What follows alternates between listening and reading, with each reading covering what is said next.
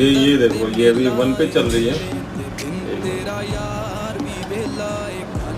इसमें वाइब्रेशन भी है, देख रहे हो। पहले बिल्कुल स्मूथ था, देखो मैं सेकंड पे कर रहा हूँ, बहुत ज़्यादा वाइब्रेशन भी है। पता नहीं इसके इंस्टॉलेशन में दिक्कत है या फैन की आवाज़ है, कुछ समझ नहीं आ रहा है। तो एक बार ये चेक करना है और इसको फिक्स करना है।